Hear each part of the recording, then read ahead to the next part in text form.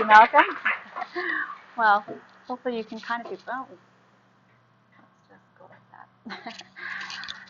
So most people think or hope that postpartum looks something like this, if you can see this. Basically, it's a mother lovingly looking at her baby while the baby's sleeping. She looks quite happy and rested. Or maybe having a baby looks something like this. Mom and dad hanging out in bed with baby. And again, things are bright, everyone's feeling good, energized, very well rested again. And of course, baby is sleeping. But I think for most moms and parents, postpartum looks a little bit more like this. This is more reality. It's messy, it's lonely, and a lot of times it's isolating. And whether mom is having some difficulty with breastfeeding or maybe doesn't have the support, or for whatever reason, mom chooses not to or is unable to breastfeed, which introduces a whole other host of stresses and worries because we all just want to feed our babies. So that's more the reality, I think, for the postpartum period. It was about 4:30 in the morning on a Thursday in the spring in June 2015 when I was having my first child. And my contractions were starting to get closer together and more intense. So my husband, Greg, called our doula, who came over to support us. And Greg and her timed out my contractions. And at about 8 o'clock, she said, yep, this is it. It's time. We have to call the midwives. You're in active labor. And I thought, well, this is it. This is the end goal. The finish line is in sight. And I can see all the preparation and work that I've done in the last 9 months is all coming to an end. And so I had invested so much in all the things and pursued all the information that I could in having a healthy pregnancy, a natural birth, for breastfeeding and taking care of baby. I, at the time, thought that having a C-section was one of my biggest fears, so I kind of just skipped over all that information. But I read all the books, and I watched all the videos, I took natural birthing classes, invested in prenatal chiro, acupuncture, yoga classes, and we rented our birth pool. It was blown up, full of piping hot water, in the middle of our house and ready to go for our natural home birth that I so badly wanted. But the thing is, by this Thursday, it was already day 3 of these intense contractions, and I had barely slept, barely ate, and I found that my biggest fear was becoming my reality. Later that evening, I was rushed to the hospital, hooked up to all the machines and medications, and then wheeled in for an emergency C-section. So 2 days later, after the birth of our beautiful daughter, we came home. By the way, we stepped into the house and the birth pool was still there. It was full of that hot water in the hot sun for 2 days, and it was like we were stepping into the Amazon. I didn't even get to dip my toe into the pool. But we were home, and then the day after that, my husband had to return to work, and he was working really long hours. We had done so much and prepared so much for the birth of our baby. But what I didn't focus on and what nobody really talked about was making sure that I still kept my health and my recovery #1 priority even after baby arrived. So I actually felt completely unprepared for the physical and the mental recovery that was to come in the following months. No one really prepared me for major abdominal surgery. No one prepared me for the mental talk that I would have about the feelings I had that maybe my body failed me in some way. And we didn't really prepare for the trauma of birth itself. No matter how babies enter this world, birth is a trauma. So that year I got sick more times than I ever had in my life. And my husband worked away a lot, and I was often alone, and I felt pretty unstable, not very supported and just completely exhausted from taking care of everyone else. I just wanted somebody to take care of me. So fast forward 3 years later, I was graduating from holistic nutrition at CSNN, and in school we really dove into the effects of food on our spiritual and mental wellness. And so that year, so I was pregnant with my second, and I really took the time to just kind of let things go, work through a lot of that sort of trauma from my first birth experience.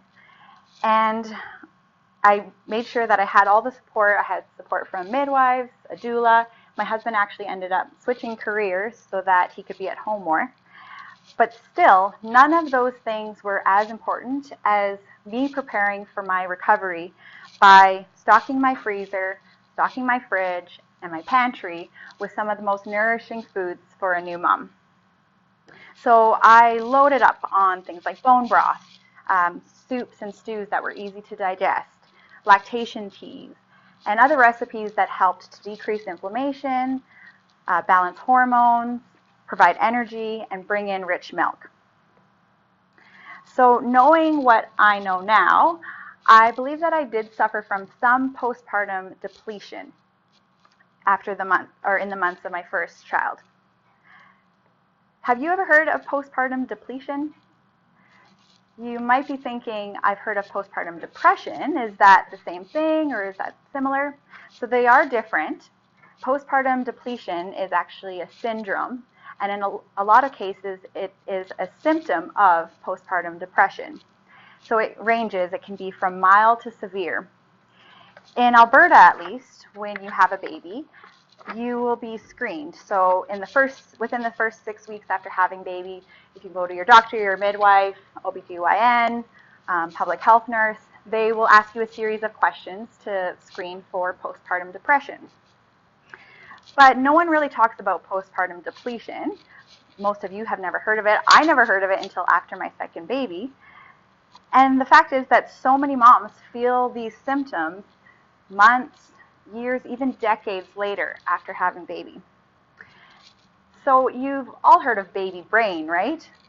Is that really a thing? Or is that sort of just, something that gets tossed around when mom forgets or puts her keys in the fridge? Well, it is a real thing. And the causes of baby brain are also primary factors leading to depletion in a new mom's well-being. So the first is sleep deprivation. You don't need to be a new parent to know that having a newborn equals getting no sleep, or at least not that nourished, that well-rested, revitalizing good night's sleep that we need to heal and recover. So whoever came up with the phrase, "Oh, I slept like a baby last night." So you slept like a baby? You slept for a couple hours, woke up, ate a big feast, spit some of that up, then went back to sleep for like maybe a couple hours, and then you pooped yourself, so you cried bloody murder? I don't understand. Are you saying you had a good sleep last night? Then there's nutrient depletion. We love our babies. We would do anything for them, but it is straight up highway robbery what they do to our nutrients. So just to grow and incubate and then birth a baby uses tons of nutrients, not to mention the enormous amount of nutrients that are given over to baby if you're breastfeeding. And then lastly, there are lots of psychological changes that happen as well. So that social isolation that I talked about before, and the transformation of a new mother's role. And there's physical brain reprogramming that happens. So different areas of the brain are firing, more neurons are firing there, and some are more quiet and less active. So all of these factors are playing into baby brain and also postpartum depletion. So it's no wonder that so many moms complain of just not feeling like themselves, experience exhaustion, low energy, forgetfulness, and mood swings. And if we look at other cultures around the world, so many cultures recognize these ill health effects on the mothers. And they have conscious practices, rituals, and ceremonies in order to respect the mother and support that time period. So they manage postpartum care very differently than we do in order to avoid ill health effects in later years. This standard of care has just been lost on modern Western culture. And if you look at the different rituals, there are definitely common themes, and I've organized them into what I call the R&R of postpartum care, which I believe is the best investment that we can make to prevent postpartum depletion and instead create postpartum abundance. A new mother is in such a depleted state, and her system is more vulnerable to illnesses. So using that first few weeks or the first month to really make recovery a priority and create a really peaceful, calm environment, making sure that the demands on mom are very minimal will help to quicken her recovery time, potentially prevent postpartum depletion and other mental health issues, and promote healthy milk production and a healthy immune system in both mom and baby. So why should you care?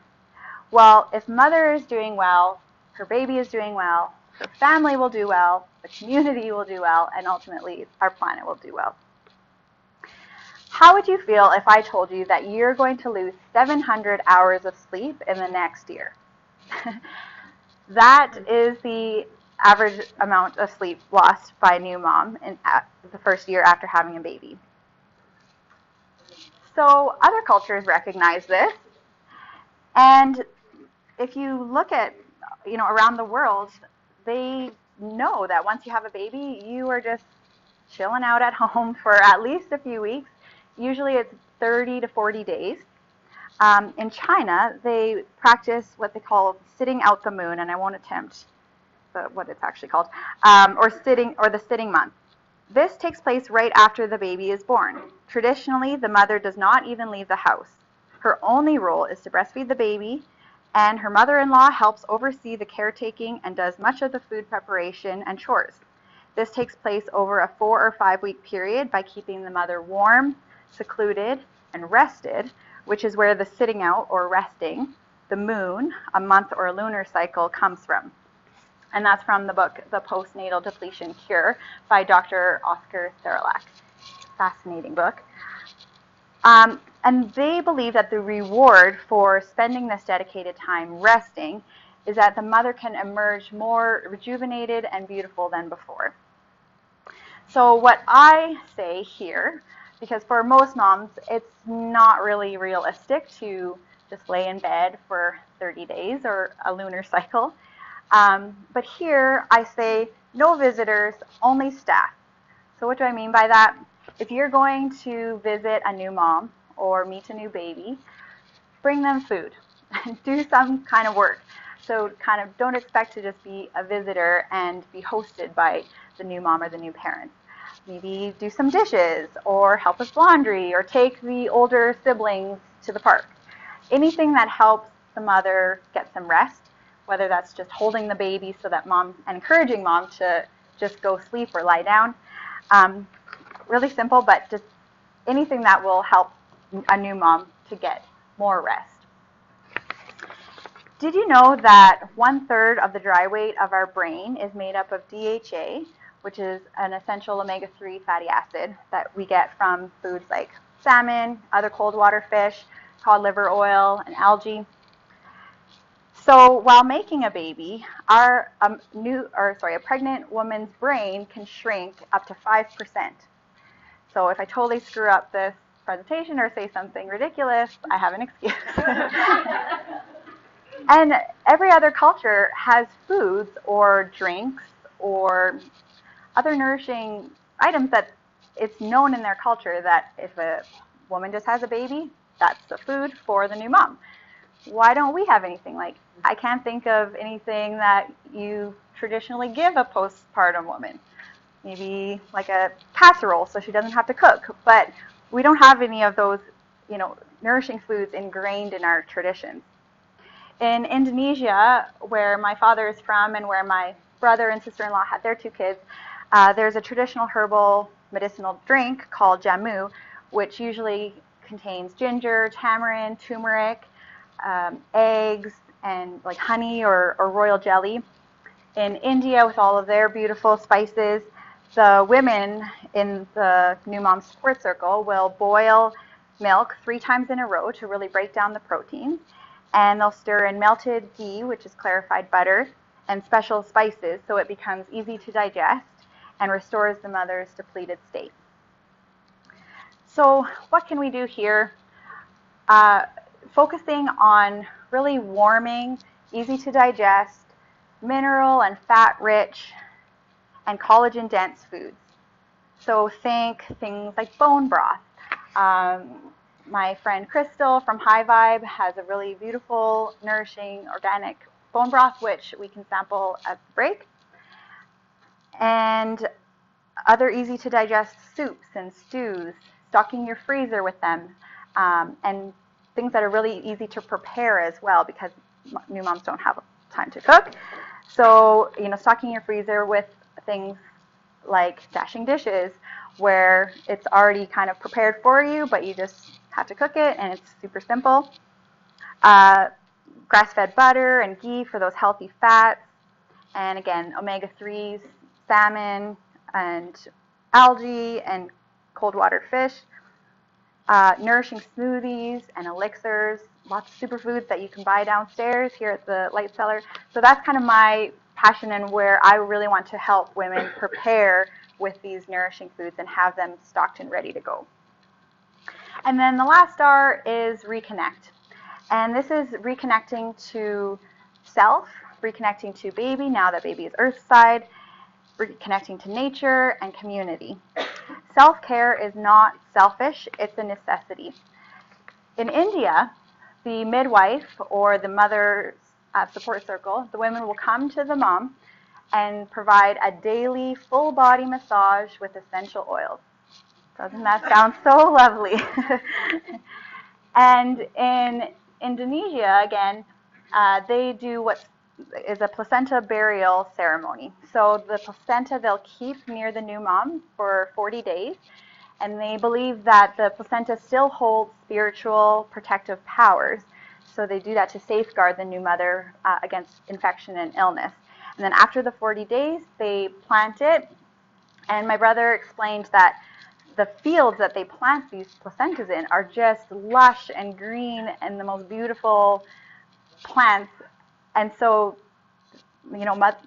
families will go back to those fields and spend time there. So just such a beautiful way of kind of reconnecting to nature and that full circle of life. So I don't know about you, but I can't afford to get somebody to massage me every day for 40 days. I could ask my husband, but that might last like 2 days. So what can we do here? Well, something that's just so easy is journaling, especially journaling like in nature. There's something to be said about writing your birth story soon after birth that offers insight and healing and personal growth, and also sharing those birth stories with your family, your loved ones, and other women in the community. And you'll hear later on tonight from some of the other speakers, some daily things to do too, just taking a few minutes to meditate or be still, daily affirmations.